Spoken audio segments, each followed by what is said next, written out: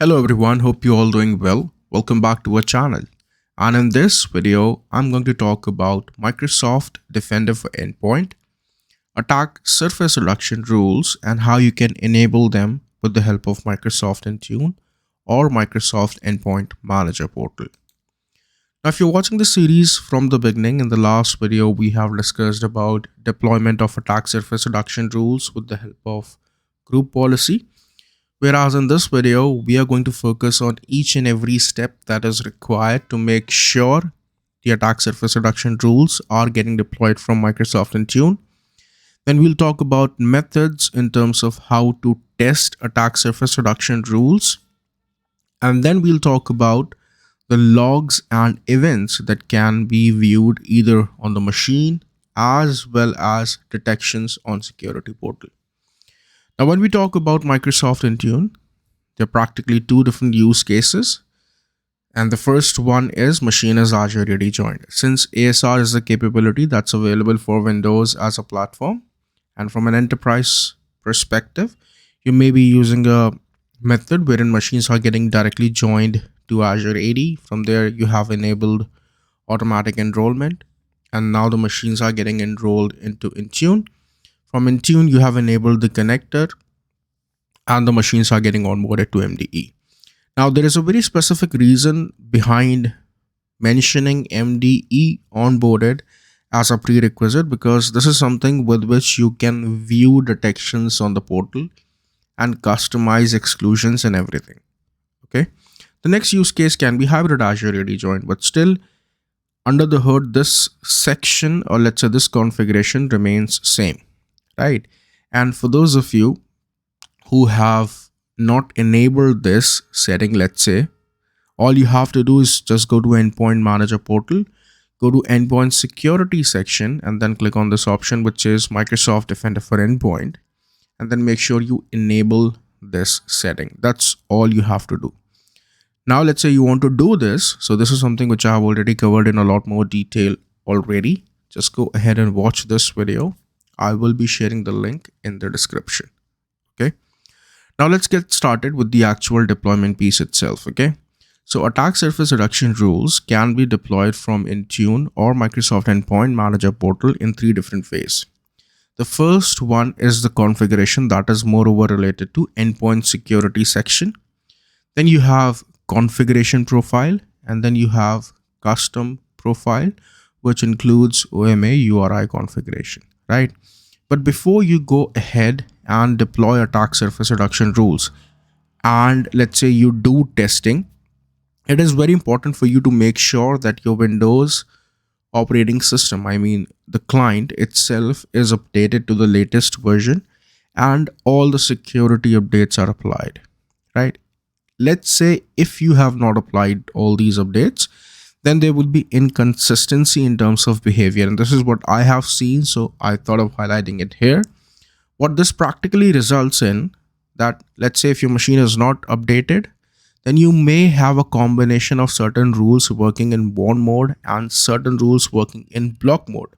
But then as a resultant, every rule will work in block mode. This is what I have seen. So I thought of highlighting it here. Okay.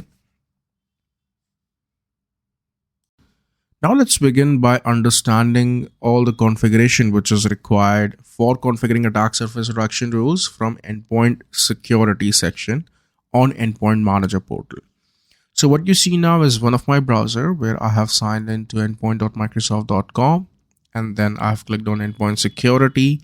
Now I've clicked on attack surface reduction, and then I'm going to click on this option which says create policy.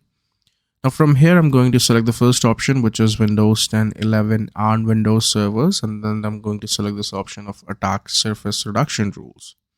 Now, once you click on create, you can type any name. Let's say in my case, it is ASR-sample policy. If you want something to type in the description section, you can do that as well. Then click on next.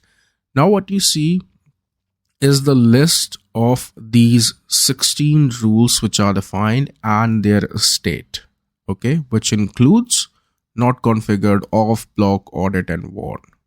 Okay, but the moment you select any of the state, you can see you're also now getting an option of ASR only per rule exclusion. And at the bottom, you see attack surface reduction rules only exclusions. So there are different methods of enabling these exclusions, and this is something which I will be covering in the next video in a lot more detail. For this video, just focus on these state and let's say the rules. Now, as you can see, the moment you will keep on selecting all these state for different rules, for every rule you are getting this option. Okay. So considering the time length of this video, this is something which I will be covering in the next one, but please make sure you watch that video as well. Okay. For this video, just assume that you have all these rules and you can set up a state and then you can click on next. Now, then in the next section, you can just go ahead and define a scope tag. Let's say if you have, and then you have the section of assignment wherein you can choose whether you want to apply this policy to a specific group, or let's say all users, or let's say all devices.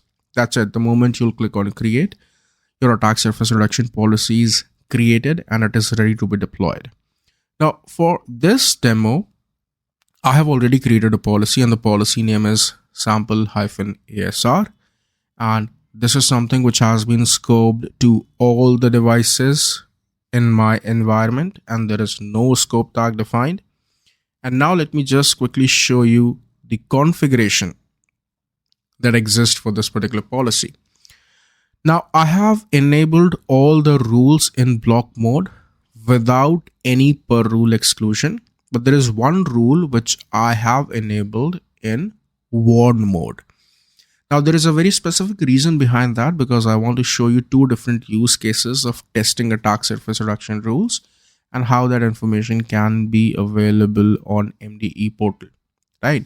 So a quick summary, this is the policy that I have created wherein every rule is in block mode apart from just one rule in warn mode.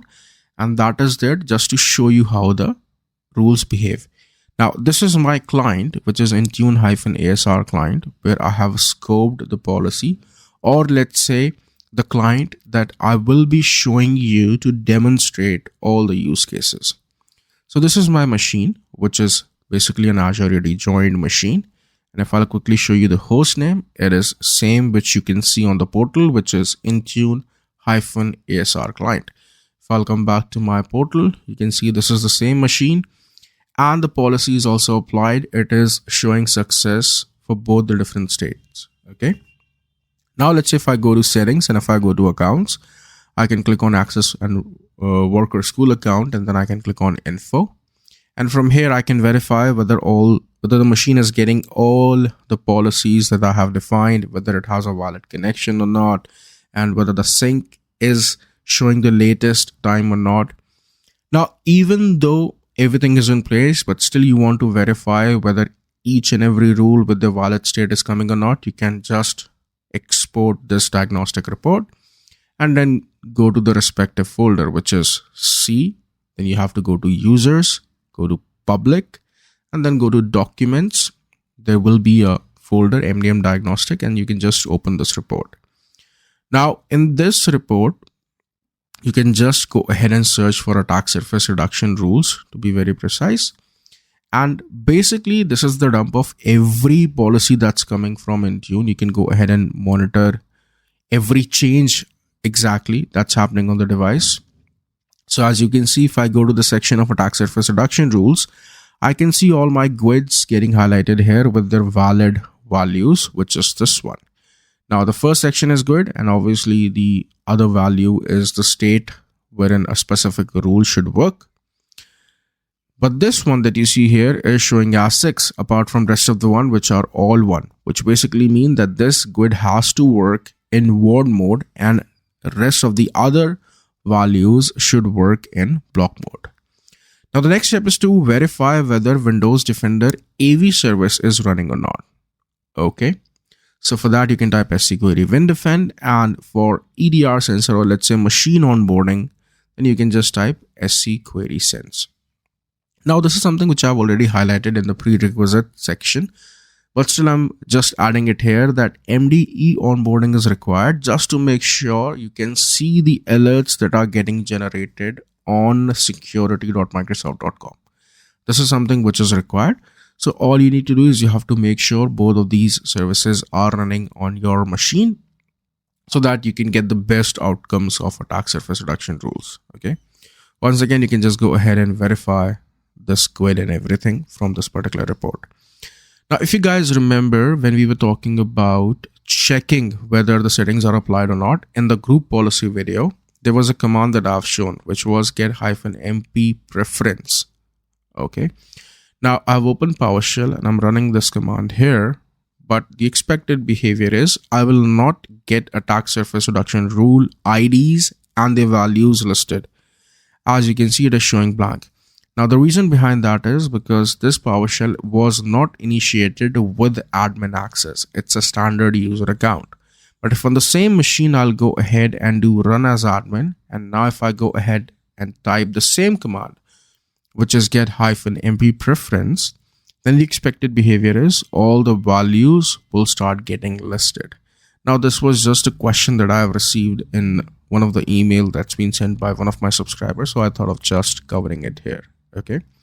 Now let's proceed by showing you and demonstrating the exact use cases of how the behavior will be. So the first demo is related to the rule, which is block Office applications from creating child process. Okay. So I'm going to use the same file that I have used in my previous video, which is available by default with Microsoft, and I can share that link in the description. You can go ahead and download all these samples. Okay. So now the expected behavior is the moment I'll click on enable content, I should get a warning on the right hand side, which you can see that the action is blocked because one of the attack surface reduction rules got triggered and it blocked Office application from creating child process. And this is the behavior because the rule is working in blocked state altogether. That's how it is end to end. Okay. Now, this was the first demo. Let's talk about a second demo, which is running psexec command. And let's see if we get the prompt, which can say that, okay, you can go ahead and block, or let's say unblock this content. And once that action is triggered, that should stay active for at least 24 hours. Okay. So now I'm going to initiate a command prompt with admin access so that I can use ps tools command. Okay. So now I'm going to open a command prompt, and then I'm going to just change the location to my folder where all the ps tool file exists. And then I'm going to type psexec space -s -i, and then I'm going to type cmd.exe. As you can see, it is showing me access is denied. Now, one more thing that you have to monitor here, and that is, again, this command prompt was not opened with elevated privileges. That's why I got this prompt. Now I'm going to open again a command prompt, and this time with elevated privileges of admin. And now I'm going to run the same command, which is psexec space -s space -i cmd.exe. And now what you will see that I'm getting this prompt to unblock the content. Now the expected behavior is the moment I'll click on unblock. And if I'll run the same command, you can see now the anti-authority context command prompt has been opened, with which practically I can do anything on this machine. Okay.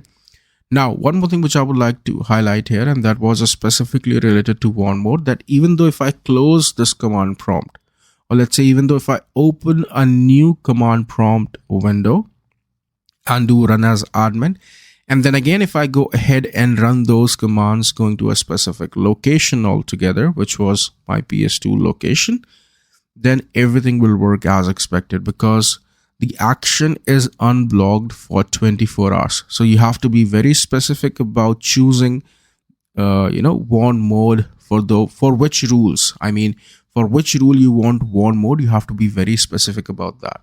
Make sure you have this thing in mind, because whichever rule you will keep in warn mode, any valid action that has been unblocked will stay unblocked for 24 hours. Okay. Now let's talk about the next section, which is configuration profile. That means I can go ahead and configure attack surface reduction rules from configuration profile section as well, right? So again, I'll go to devices and I'll go to Windows, and now I'm going to click on this option which says configuration profile. I'm going to click on this option which says create profile, and then I'm going to select the first option, which is Windows 10 or later, and then I'm going to click on this option of templates, and now I'm going to click on this option of endpoint protection.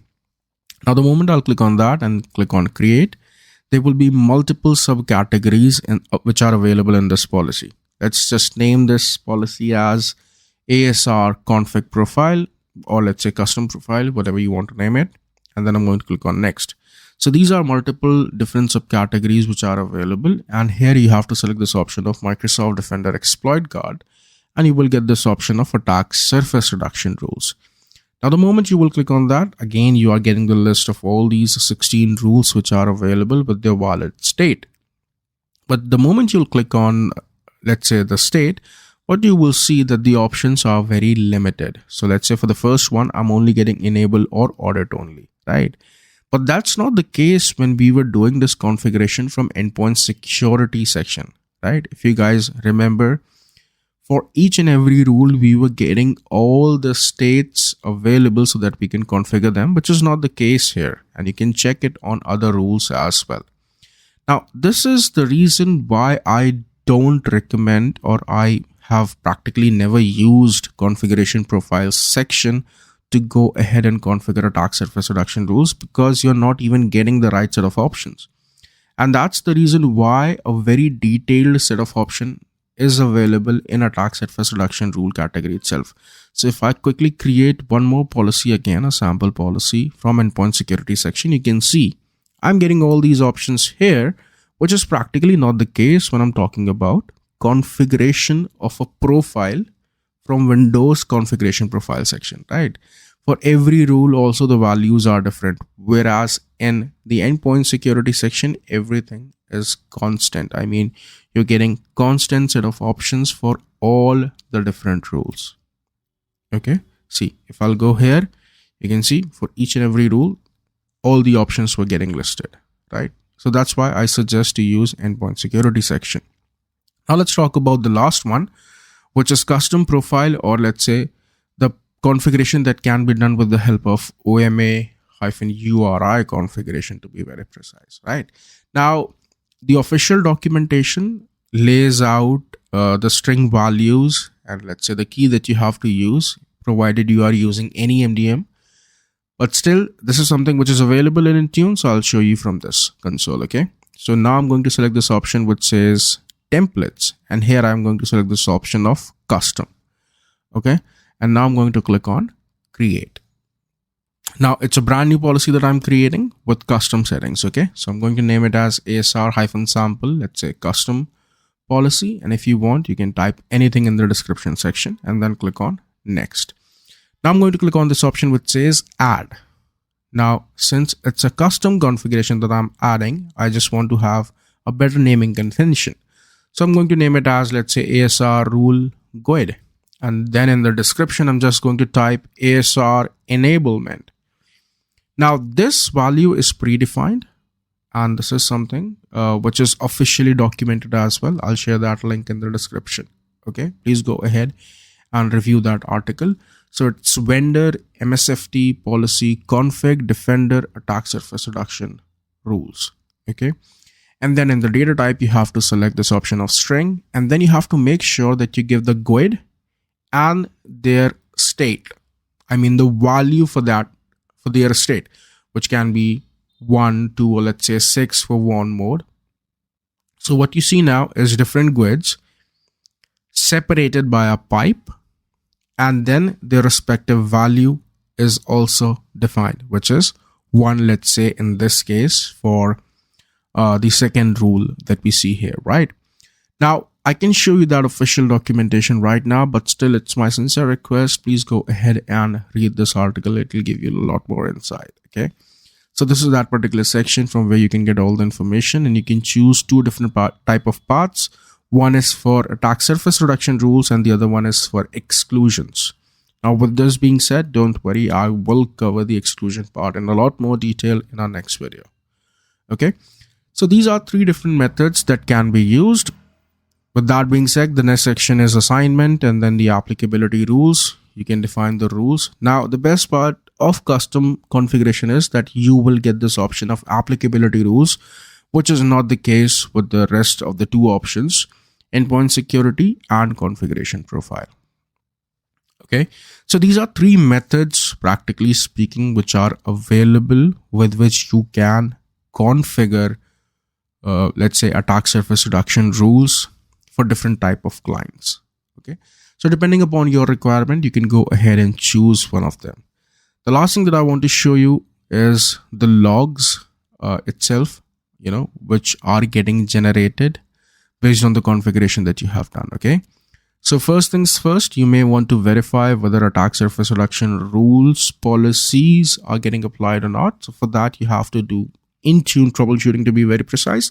So go to this folder which says device management -enterprise, and then just search for event ID, which is 814. It will list down the events which get generated the moment any MDM policy is applied that is referring to attack surface reduction rules. You can see the exact configuration coming here with the valid GUIDs and their states.